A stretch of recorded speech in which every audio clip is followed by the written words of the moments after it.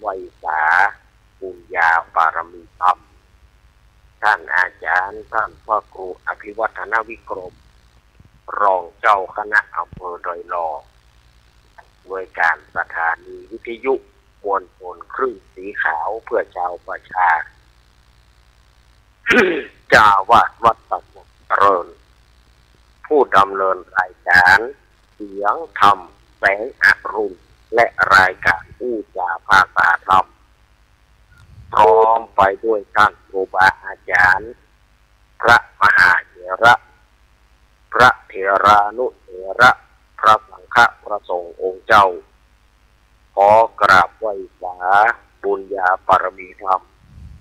ท่านอาจารย์พระเดชพระคุณหลวงพ่อสุนทรธรรมานุโยค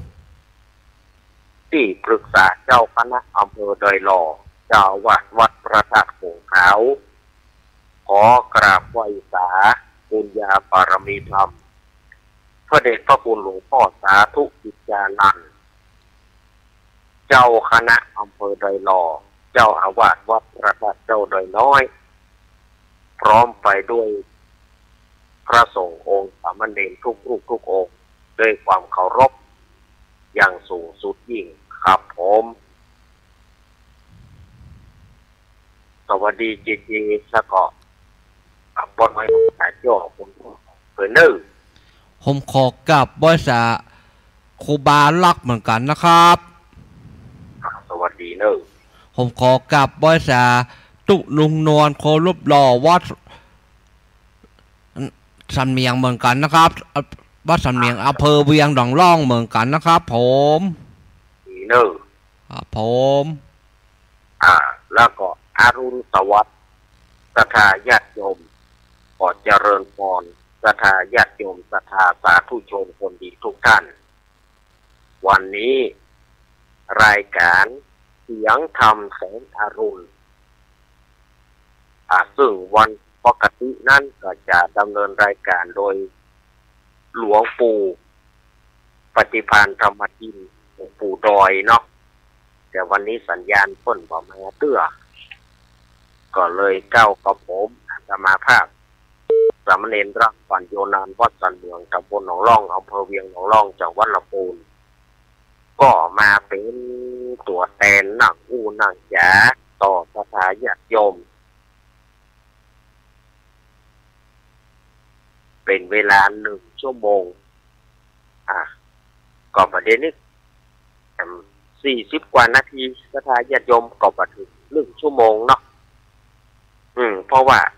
ใหญ่อันตมาก็ว่าตอนนี้ก็จะอยู่มันครบ2 ชั่วโมงแต่ว่า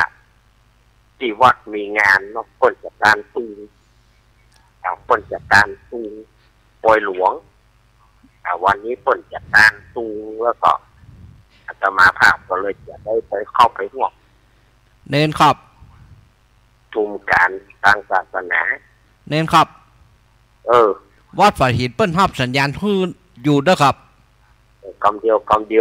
ดินถึงเปิ้นศรัทธาญาติโยมสาธุชนรายการนี้ก็จะมาฝากกันเวลาตี 5ทางสถานีวิทยุพระพุทธศาสนาการศึกษาและพัฒนา 104.50 วัดไฟหินตำบลสุเทพอำเภอเมืองจังหวัดเชียงใหม่โดยเมตตาธรรมของท่านอาจารย์ท่านพระครูสมุขวิสุวัฒน์วรกิจโยสถานีวิทยุพระบาทอุดมน้ำบ่อตาวา 100.25 เมกะเฮิรตซ์อำเภอฝางโดยเมตตาธรรมของพระเดชพระคุณหลวงพ่อสุจิตานุรักษ์ด็อกเตอร์ท่านอาจารย์จำเริญโชติธรรมโม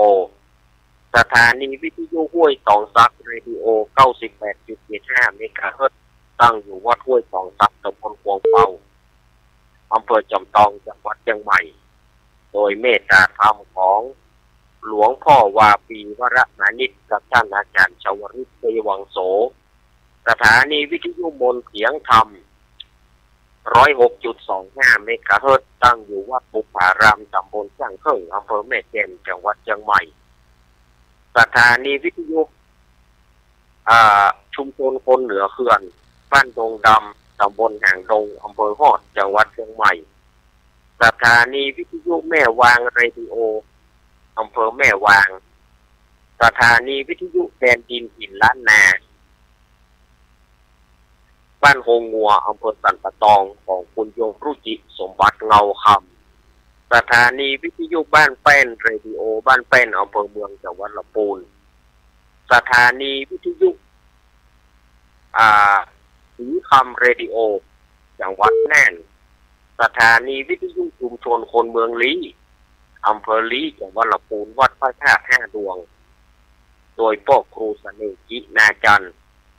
สถานีวิทยุนิกเนียวเรดิโอห้างหุ้นส่วนจำกัดอนุสรณ์เรดิโอบ้านโจงตำบลต้งขวาวอำเภอเมืองปานจังหวัดลำปางสถานีวิทยุเรดิโอเน็ตเวิร์กทั้ง2 คลื่นของจังหวัดลำปาง สถานีวิทยุวิทยาลัยสงฆ์นครลำปาง 106.50 วัดบุญยวาสวิหารโดยพ่อครูดร.จิรศักดิ์บรรลำสถานีวิทยุลำปางสตาร์ของคุณโยมดารุณี 101.25 เมกะเฮิรตซ์สถานีวิทยุลำพูนเรดิโอจังหวัดลำพูนและสถานีวิทยุน่านฟ้าเรดิโอของคุณโยมรุ่งนิรันดร์ปันดอนตองนี่ก็คือรายชื่อรายนามของสถานีวิทยุต่างๆที่เปิดรับสัญญาณจากวัดปักตังเจริญนะหัวใจจะมีที่วัดปักตังเจริญอำเภอดอยหล่อแล้วก็เผยแพร่เสียงไปสู่สถานีวิทยุต่างๆหรือว่าท่านสะดวกที่จะฟังกับวิทยุ ท่านที่มีโทรศัพท์แบบสมาร์ทโฟนโทรศัพท์โทรศัพท์เกียร์นี่นะโทรศัพท์สัมผัสนี่นะญาติโยมก็สามารถเข้าเว็บได้อันนี้จะอยู่จุดไหนตั้งใดก็ได้หมดถ้านั้นมีอินเทอร์เน็ตเข้าอินเทอร์เน็ตไว้ก็เข้าเว็บไซต์ไปwww.doilawradio.com www.doilawradio.com อันนี้ก็สามารถฟังได้ทุกสถานที่ทุกประเทศเกือบว่าเรียกว่าทั่วโลกญาติโยมฟังได้หมดญาติโยมที่เป็นคนไทยเฮาไปอยู่ต่างประเทศก็สามารถฟังได้ยิ่งเป็นคนเมืองเฮาต้องฟังง่ายยิ่งเป็นคนเมืองเฮาต้องฟังง่ายอยู่ที่ไหนก็ดีก็อยู่ต่างประเทศกาอยู่ในกรุงเทพกาอย่างกาก็จะมีโอกาสที่จะได้ฟังกำเมืองอย่างนี้หรือว่าสถาญาติโยมจะฟัง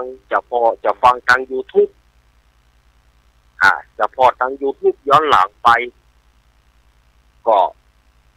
YouTube ย้อนหลังไปก็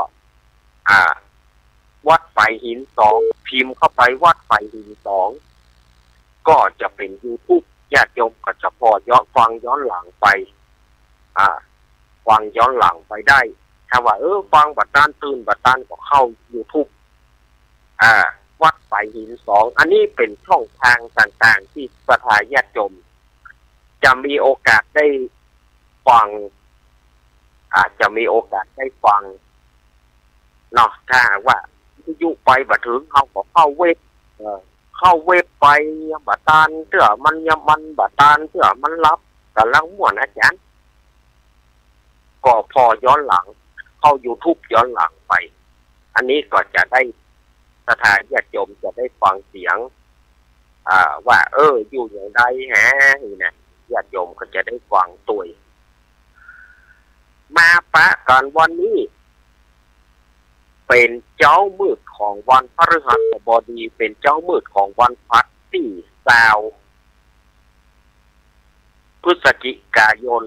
พุทธศักราช 2568 เดือนนี้เหนือเดือน12ใต้แหมมันนี่15ค่ำพร้อมว่าเป็นเดือนดับเดือนนี้ดับแล้วเนอะวันพุธนี้เดือน3เหนือวันพุธนี้เดือน3เหนือหรือว่าเดือนไอ้ใต้ เดือนสามเหนือหรือว่าเดือนไอ้เดือนเกียงใต้จะออกแล้วเดือนเกียงใต้จะออกละวันพุธนี่นะเดือนสามเหนือเดือนสามบะขามเกิ้มคอยเดือนสี่กินข้าวจีข้าวหลามคนโบราณต้นว่าเดือนสี่กินข้าวจีข้าวหลามเดือนสามบะขามเกิ้มเปลือกคอยประเดี๋ยวนี้บะขามมันบะได้เกิ้มแล้วสถานโยมมันลวดซุกไปทั้งกันอย่าง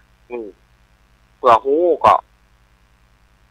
มันซุกไปแล้วมันบะเกิ้มละแต่ก่อนบะขามนี่มันจะต้องเกิ้มต้องเหิมเดี๋ยวก่อน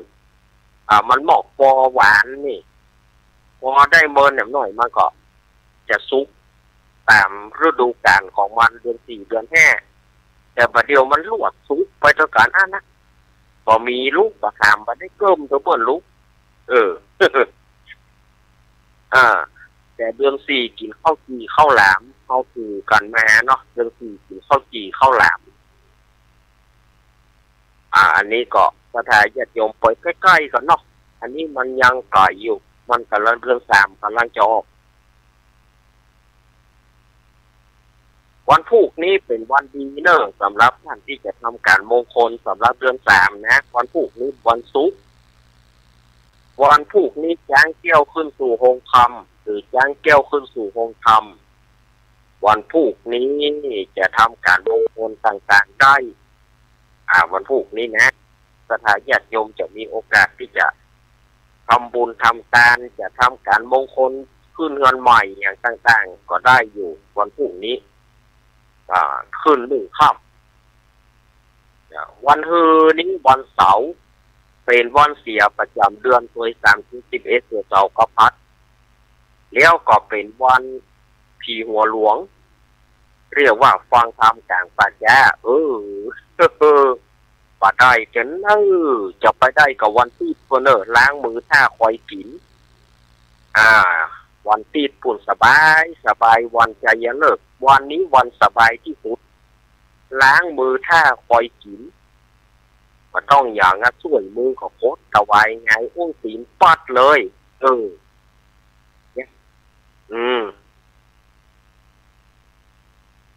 ก็วันพุธนี้บอกว่ามันเป็นวันดีไงยังขึ้นสู่โฮงคำกับวันพุธดีวันฮือบดีแล้วไปได้วันที่ปูน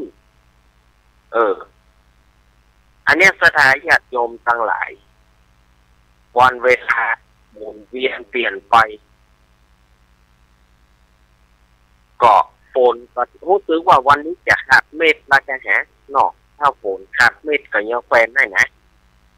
แต่มันก็เชื่อใจกับมันบ่ได้กำโบราณคนบอกฝนตกจะไปเชื่อดาวฝนตกอยากเชื่อดาวคนว่าคนโบราณคนว่าเขาจะเชื่อใจมันแค่บ่ได้เชื่อแต่ว่ามันบ่มีมันก็ว่าบ่ได้ถึงเวลามันถ้าเสียว่ามันจะตกก็ตกแต่ว่าในแห่นี้ครั้งนี้มันบ่นักอย่างผู้เชื่อมันน้อยแต่ว่ามันทิ้งความกัดความเย็นเอาไว้ มันน้อยแต่มันทิ้งความกัดความเย็นเอาไว้ถ้าญาติโยมหนาวจริงๆหนาวจริงๆแต่บอกว่าถ้าฝนเที่ยงแล้วมันจะรวดหนาวก็หรือว่ามันจะยังคืมอยู่เอาก็มาที่เราได้ธรรมชาติมาเดียวธรรมชาติตะกอนนี่ถ้าว่าเดือนสามเดือนสามเหลือนี่นะเดือนไอ้ใกล้นี่นะมันหนาวจริงๆละมันหนาวลูกเจ้ามาปดทนหนาวสมัยตะกอนนี่ไผ่เลี้ยงวัวเลี้ยงควายเนาะขึ้นยากอย่างเดียวขึ้นยากจะไปเกี่ยวแง่เกี่ยวบดีก็เกี่ยวจะเล่นมือมือบ่หูจริงนะมือบ่หูจริงมันเย็นสมัยก่อนมันกัดมันเย็นน้ำเหมยแต่ก่อนมันเย็นนะสถานญาติโยมอันนี้ก็อู้ถึงสมัยแต่ก่อนเฮาเนาะสมัยแต่ก่อนเฮาเนี่ยมันก็ วิถีชีวิตของเฮานี่มันลูกเจ้ามามันก็ต้องออกต่งออกแนละออกต่งออกแนออกแค่ออกป่าสมัยก่อนๆเนาะสถานญาติโยมออกต่งออกแนจะได้ของกินมีแสงต่งพุ่นปัจจัยมีของกินที่จากเจ้งมาโอ้เอาละสไปถุงอย่าไปละไปเพาะพักพักแหวนพอกพักยินพอกพักนั่นพักนี่พักปาบพอกพักปาบนั่นนะกระจายญาติโยมเปิ่นต้มคือหมูกินน่ะแต่คนเฮาก็เอามากินอยู่จอพักปาบเนี่ยแข่งกักดักก็กินกันอยู่สมัยตะก่อนมันกั้นเนาะสมัยตะก่อนมันกั้นกินพักปาบพักกินสารพัดที่เอามาให้หมูตัวปั่นกันพักหมูก็เป้าพักหมูพักโคนก็เป้าพักโคนเอามาแกงกันซอกปูซอกอย่างกินได้อยู่นี่เวลาแต่ก่อนมันเป็นเวลาของเฮาบ่ต้องไปเห็นการเห็นงานเฮาบ่ต้องไปเห็นนั่นเห็นนี่มันบ่เหมือนสมัยบัดเดียวโอ้เห็นแข่งกับเวลาเห็นแข่งกับเวลาเห็นแข่งกับยังต่างๆถ้าใครจะมาได้กินสมัยบัดเดียวนี่ขนาดว่าจากดูเป็นตานับเวลาเตื้อหวายเขามาตายเอาไปหมดก่อนแล้วขนาดซื้อสินประกาศนั่นนะเราอ่อนนักเรียนจะไปโรงเรียนพ่อแม่ลูกเจ้าล่ะต้องไปฟังซื้ออย่างที่เราอ่อนจะไปโรงเรียนแต่ประการสำคัญสมัยแต่ก่อนนี่เราก็เป็นนักเรียนเหมือนกันพ่อแม่เรายังมีการโกงผู้อยู่ปีกมายังบ่เสื้อของกินยังบ่มีเสื้อเพื่อมานึ่งเข้าแถมบางทีตั้งให้เข้าละไว้บอกคือลูกอยู่นี่เด้อลูกตั้งพอให้เข้าเนิ่นนี่จะไปซ่อพักซ่ออย่างเดี๋ยวปีกมาพักหมูก็ดีต้มพักหมูก็ดีต้มไปป่อก็ดีให้ก็ดีไปเกี่ยวแย่เนาะป่อก็ดีให้ก็ดีไปเกี่ยวแย่มันไปแบ่งหน้าที่กันหรอกปีกมาพักหมูก็ดีต้มพักโคนก็ดีแกงกินข้าวปุ้นนะบ่ต่ำกว่า8 โมงป่ายปุ้นนะมันบ่หูเวลาน่ะสมัยก่อนมันบ่เอาเวลาว่าเอาตะวันว่าสมัยก่อนบ่ใช่มีเวลามันบ่ใช่มีนาฬิกาเหมือนเฮาสมัยบัดเดียวสมัยก่อนพอเอาเวลาตะวันพอขึ้นมาประเบยคนแต่ก่อนมันเป็นงานอดิเรกงานของฝ่ายของมันบ่ใช่งานที่เฮาเห่งบัดเดียวนี่เฮารับจ้างเปิ้นเอาทำงานเปิ้นว่าอย่างไรเปิ้นบ่ง้อเฮาแต่เหมาะจ้าไปเปิ้นก็บ่ง้อเฮาแต่เหมาะจ้าไปก็สิออกไปอย่างนั้นงานนี่มันแค่เป็นงานสิคนเดียวแค่จะจ้างคนอื่นนะมันหังเล่นอย่างแต่ก่อนนี่เขาประรับจ้างเนาะเขาประรับจ้างเหมือนกันรับจ้างเกี่ยวเข้ารับจ้างอย่างต้นก็ไปได้กองมันมาเพื่อกระเด็นมันก็มันมาก็ไปมันต่ำมันไปต่ำนี้ต่ำที่ต่ำสมควรแต่งงานเจ้านายบัดเดียวเขาอยู่กับเจ้านายต้นมาง้อเขาสำหรับเขาย้าไปหน่อยต้นก็หักไปเลยต้นแบบนี้ว่าอินดูขุนนากันประเดี๋ยวมันเป็นงานที่รีบเร่งมันเป็นงานที่เร่งด่วนจะต้องเอาแบบตันอกตันใจเวลาก็เลยแบบตันกันประเดี๋ยวเอาไปคิดว่ายังจะมาไปคุมบาทประเดี๋ยวเนาะเพื่อไปถึงกะนะ เพื่อไปถึงการโอนวายหมดน่ะทั้งที่มันก็เจ้าอยู่มีโคนแล้วเพิ่นมาจากสมอยามเจ้าแล้วมีไผละเอาอย่างนั้นล้ำเหลือเนี่ยมันเป็นเรียกว่ามันเป็นงานที่เร่งด่วนสมัยประเดียวละอ่อนนักเรียนแจ้งมาก็จะไปละรถจะมาละบางที่ก็ปะบางคนก็ไปแล้วบางคนก็ไม่ได้ไปเพื่อเตรียมตัวนะครับอาจารย์เนี่ยสถานญาติโยมมันเป็นงานของเปิ้นเขาจะคัดคืนก็มาได้เพราะว่ารถเปิ้นมีจำกัดเวลารถทำงานก็มีจำกัดเวลา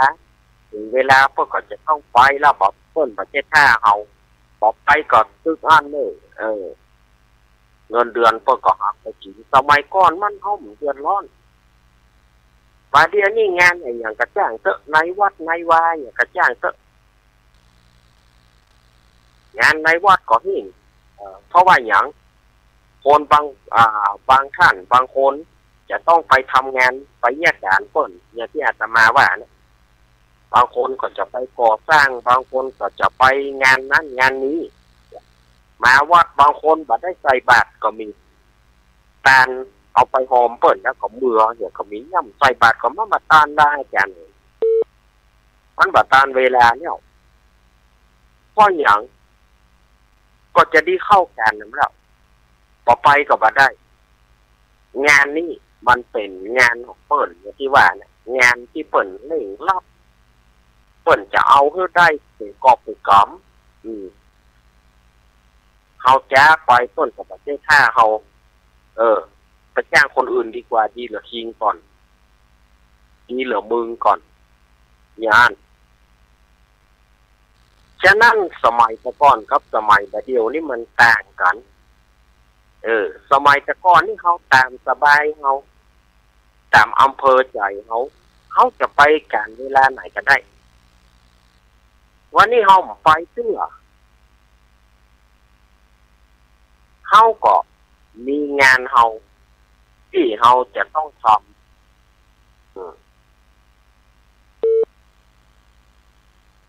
แต่สมัยบัดเดียวเนี่ยมันเป็นงานที่เร่งด่วนไม่ใช่มันเป็นงานที่เร่งด่วนไม่ใช่มันเป็นงานที่เขาจะต้องไปทำเพราะมันเป็นงานบริษัทงานห้างร้านงานต่างๆสมัยก่อนเขากินต้องไงแล้วนั่งหิงแดดเหรอหิงแดดเหรอ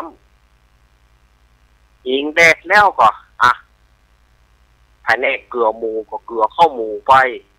แผนกเอางัวออกแรงก็เอางัวออกแรงไปแผนกเอาไฟออกแรงก็เอาไฟออกแรงไปล่ามงัวล่ามไฟก่อนแล้วจึงไปเนี่ยการสมัยบัดเดียวมันจะได้กินวะสมัยบัดเดียวจะไปเนี่ยการวะย่ำตาลอย่างเสื้อตะวันขึ้นแล้วย่ำบัดเดียวนี่เขาอู้ไปอู้มานี่กระทายญาติโยมก็ไป6 โมงแล้วฉะนั้นก็ฝากไว้เนอะวันนี้อาตมาภาพก็มีเวลาน้อยอาตมาก็จะฝากไว้กับกระทายญาติโยมนะคือกระทายญาติโยมเฮาเวลามันบัดท่าไผปีเดือนบัดเดียวมันโวยปกติมันก็24 ชั่วโมงนั่นนะจะเป็นยามหนาวก็24 ชั่วโมงนั่นนะจะเป็นยามร้อนก็24 ชั่วโมงนั่นนะแต่ว่าเหตุไฉนว่ามันเนี่ยอย่างได้ใครประทาน เวลาเนี่ยเขาว่าสมัยก่อนยังจ้าสมัยบัดเดียวยังโวยมันก็24 ชั่วโมงเหมือนกันนะญาติโยมจะเอาอย่างไรมันก็24 ชั่วโมงนั่นนะแต่ว่าในสมัยบัดเดียวมันเป็นงานเร่งมันเป็นงานที่ด่วนพระเนรอุมบาตเจ้าก็จะไปโรงเรียนแต่เดี๋ยวรถจะมาจะไปได้ฉันแถวบ้านก็กว้างกันก็ไปแยกกัน บางทีเขาไปเจาะหม้อตะวันยังบัตรโพเถอะตถาญาติโยมคนมาอย่างเจ้าตถาญาติโยมบางคนมาอย่างควายต้องเหลือต้นพบไปกันเอาจะไปหูจะได้คนเดียวจะหูใจคนถึงหมู่บ้านมันก็แบบไม่ก็ได้โยมอันเนี้ยอาตมาฝากไว้นะ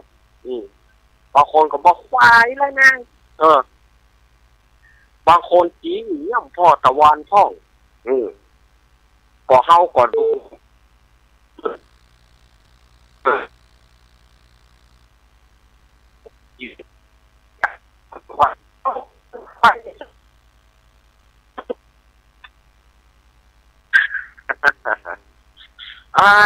สถาญาติโยมเหนื่อยนะ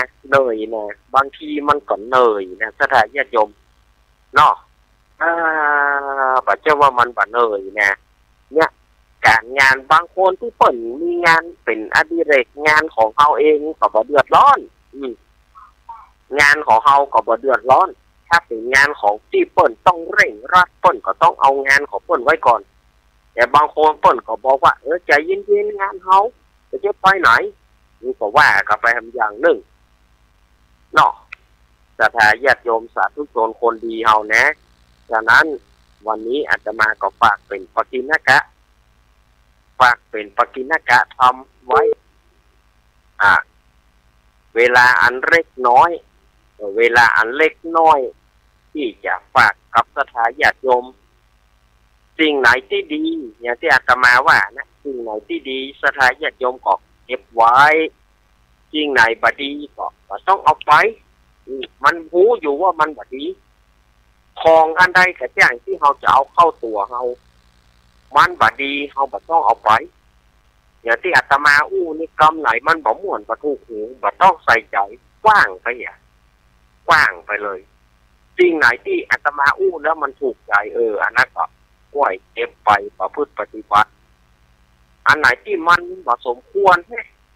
วันนี้ตื่นมาบ่ม่วนนะอาจารย์เนี่ยอันกรรมบ่ม่วนนะบ่ต้องไปสนใจกว้างไปเหือะกว้างไปเหี่ยเนาะวันนี้อาตมาก็ได้นำเอาปกิณกะธรรมมากับศรัทธาญาติโยมเอาอาตมาจะเปิดสายอาตมาจะเช็คขึ้นเช็คสายดีกว่าเนาะศรัทธาญาติโยมที่หลายทางใดอยากจะโทรอาตมาก็โทรเข้ามาเช็คขึ้นเช็คสายกัน083-761-1775ก็จะไปลืมวันที่5-6-7งานปล่อยหลวงนะมาเอี่ยวกันนั่งนักวันนี้ก็เพิ่นจะการตุงศรัทธาญาติโยมการตานตุงนั่นคือเพื่ออย่างการตานตุงก็คือธงชัยแห่งความชนะเป็นธงชัยความชนะที่เขาจะได้ทำกันเขาได้แปลงมาเสนาสนะเขาได้สร้างมาแล้วเขาสมควรที่จะฉลองเพิ่นก็จึงมีตานตุงหรือว่าตานธงก็คือธงชัยชนะที่จะได้ชัยชนะการ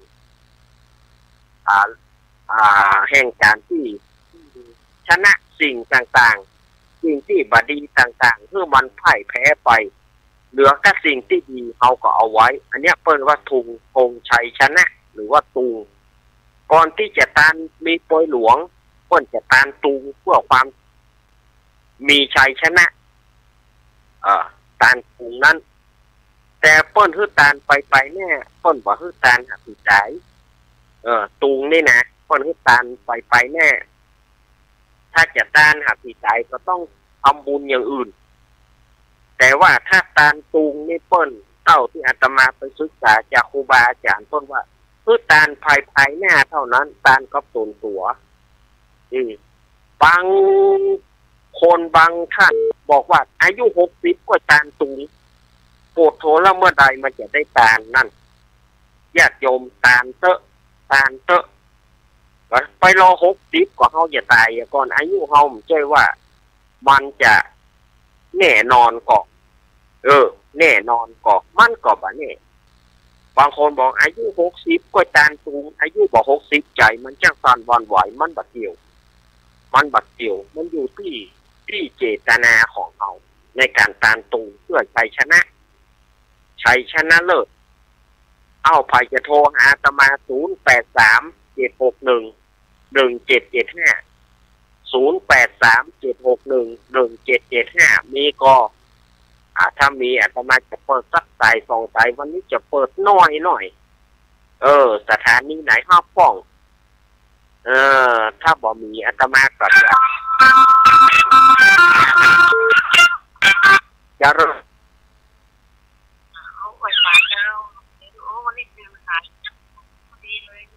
พ่อแม่พี่สมัยเนาะวันนี้ตื่นมาจับปอ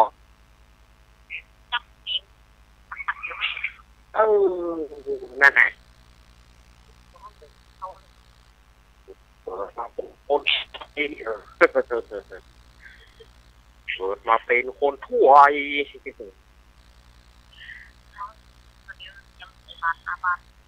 วันนี้บัดได้ไปวัดเนาะ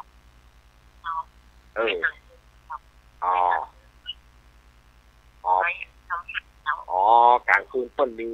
มีกิจกรรมกลางคืนบอกอนุโมทนาบุญตัวเนอะแม่พี่สมัยเดี๋ยวอนุโมทนาบุญตัวเพิ่นจะไปทำวัดทำวากันวันนี้ก็เข้าใจว่าคงจะเพลงนะแม่พี่สมัยนางแลลำปางมาละลำปางมีอยู่ก็หามีกระโทรเข้ามาอุ้ยตองซักรู้สึกว่าจะประดังนะแต่มาเปิดละไว้นั่นนะสแกนละไว้นั่นนะแต่รู้สึกว่ามันจะประดังนอกเจริญปอนจากตังได้ปอถนัดเนาะครับผมจากตังได้ปอถนัดฟังอยู่นะครับฟังอยู่เนาะครับผมคุยตรงซักเขาดังครับปอคุยตรงบอกครับผมกำลังใจเนาะไม่เขียวกับฟังเนาะปล่อยหลวงมาเนอะปอถนัดเนอะ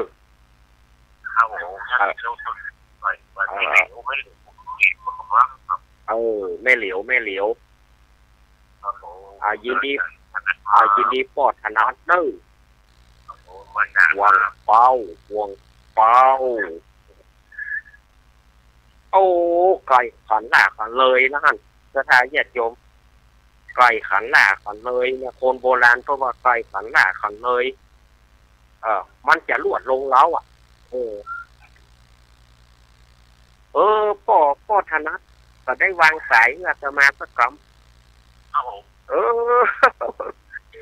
นี่แค่เสียงไก่เศร้าไก่ขันหลาขันเลยไก่จะลวดลงแล้ว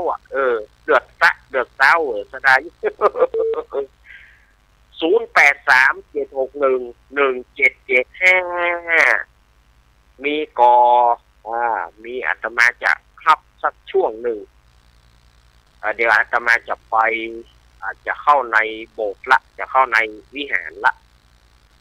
เนาะวันนี้ถ้าหากว่าอาตมาอาจจะได้เปิดสายได้อู้น้อยไปหน่อยก็คงเป็นอย่างเนาะสถานญาติโยมเอาไว้วันอื่นมีปันเลอะวันอื่นมีเปิดเลอะป่าเธอวันอื่นค่อยอู้กันมันจำเป็นแต่บางทีก็เปิดมาท่าหั่นเนี่ยมันบ่ม่วนถ้าเปิดมาท่าแล้วเปิดมาท่าของคนเดียวแล้วก็งุดงิดเปิดมานั่งท่าเฮาก็ดีเปิดมายืนท่าเฮาก็ดีมันกังวลนะสถานญาติโยมนะมันกังวลเจริญปอนเอาจากทางใดแม่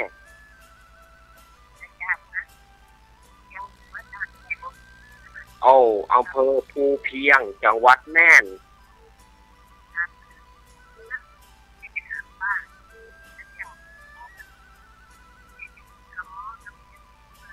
ไม่เพนเขาเตี้ยไม่นายปะโห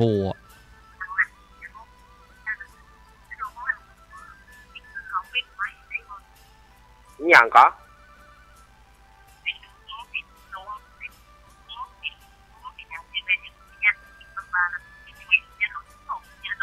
เออ